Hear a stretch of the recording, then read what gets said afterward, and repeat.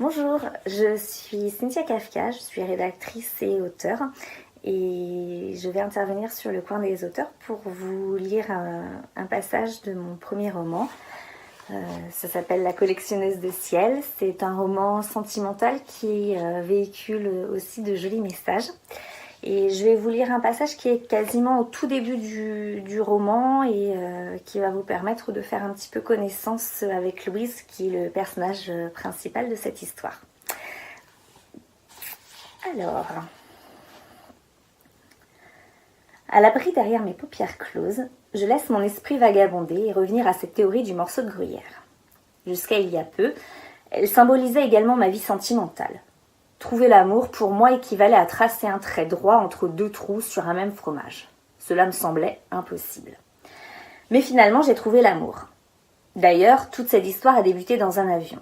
Cela a commencé grâce à, ou à cause de, si on écoute Samia et Isabelle en parler, une dent cassée.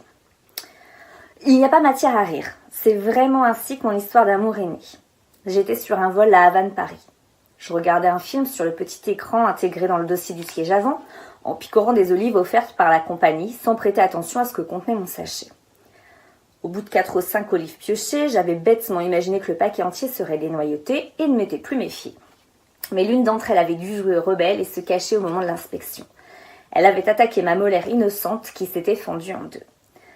De retour à Bordeaux, je m'étais donc mise en quête d'un dentiste acceptant de bien vouloir examiner ma dent au plus vite. Guillaume Bernard était le 3e numéro de la liste établie par mon moteur de recherche. Le premier avait une date à me proposer aux alentours de février 2026, un jeudi 31 selon l'agenda de la secrétaire désabusée que j'avais eue au bout du fil. Le second m'offrait une musique d'ascenseur accompagnée du message redondant « Nous traitons votre appel dans les plus brefs délais » depuis 28 minutes quand j'avais fini par abandonner. Le troisième était le docteur Bernard qui acceptait de me recevoir entre 2 patients compte tenu de l'urgence de la situation, à savoir que je repartais 2 jours plus tard pour dormir dans un phare en Islande. Guillaume Bernard avait inspecté ma dentition, sauvé ma molaire et préconisé un détartrage à effectuer rapidement. Rendez-vous avait été pris la semaine suivante à mon retour d'Islande.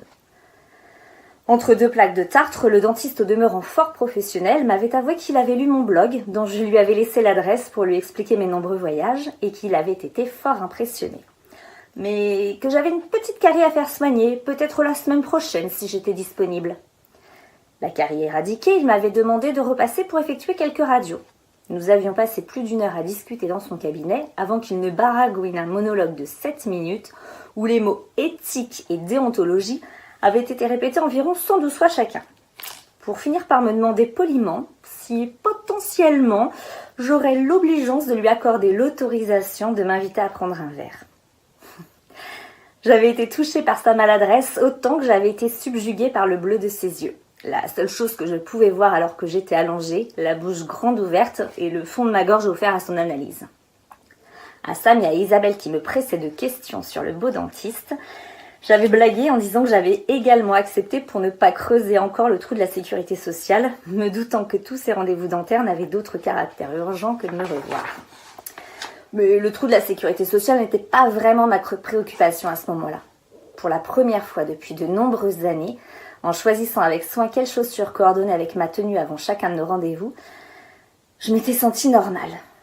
J'avais rencard avec un homme qui ne se la jouait pas à qui a visité le plus de pays ces 6 derniers mois, comme c'est souvent le cas dans les groupes de voyageurs que je côtoie. Je dînais avec quelqu'un qui était heureux de me revoir et qui quémandait une nouvelle date à l'issue de nos rendez-vous, afin qu'on se retrouve au plus vite. J'étais belle, désirable et intéressante aux yeux d'un homme que j'avais la possibilité géographique de voir presque quand ça me chantait. C'en était grisant. Pendant plusieurs semaines, Guillaume m'avait galamment courtisée. Si je ne suis pas le genre de fille qu'on peut qualifier d'indécrottable romantique, sa façon d'évoluer doucement, par étapes, m'avait donné des petits papillons dans le ventre. On a toutes besoin d'être une princesse à un moment ou à un autre de notre vie. On a toute cette envie d'être attendue, de se sentir désirée, d'être choyée. Ce besoin de se faire belle pour quelqu'un d'autre que soi-même. On souhaite toutes déceler une lueur d'admiration quand l'autre nous regarde. J'en étais précisément à une phase de ma vie où j'avais envie d'être traitée comme une reine. Guillaume m'offrait des fleurs ou des chocolats. Il m'ouvrait la portière de sa voiture en me tendant le bras pour que je m'y accroche. Quand je frissonnais, il se délestait de sa veste de costume pour me la déposer sur les épaules. Il s'enquérait de la température de mon eau gazeuse ou de l'état de santé des membres de ma famille. Il avait d'ailleurs mémorisé en un temps record, et sans encore les avoir rencontrés, les prénoms, professions et même quelques passions de mes proches. Guillaume était prévenant, bienveillant, doux, et ne cherchait pas à tout prix à briller en société. En tant que professionnel, il était au contraire ferme et intransigeant, à savoir ce qu'il voulait et à tout mettre en œuvre pour y parvenir.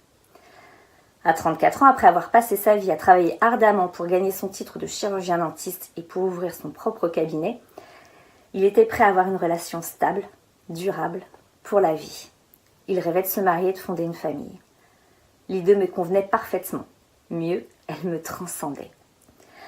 Nous venions de deux mondes différents, mais il faisait de gros efforts pour me laisser l'indépendance à laquelle j'étais habituée. De mon côté, j'apprenais petit à petit à avoir quelqu'un dans ma vie et à comprendre sa façon de penser. Aux grandes dames de Samia et Isabelle qui n'arrivent toujours pas à saisir pourquoi lui et qui le trouvent plutôt gentil mais un peu barbant, je l'avais laissé m'embrasser au terme d'une cour assidue. Pour tout avouer, c'est plutôt moi qui avais fini par lui demander de m'embrasser, un soir où il m'avait encore gentiment raccompagnée sur le pas de ma porte sans en demander plus, tel un gentleman des temps modernes. J'avais peur qu'en attendant davantage, on finisse par s'enliser dans une pré-relation qui avait déjà débuté 3 mois auparavant, tout de même, sans jamais passer à l'action. Nous sommes maintenant ensemble depuis un peu plus de 6 mois de douces félicités, sans heurts et sans disputes. Pour lui, je vais même stopper ma carrière et retrouver la vraie vie. Enfin, si l'avion ne s'écrase pas. Je vous remercie. Au revoir.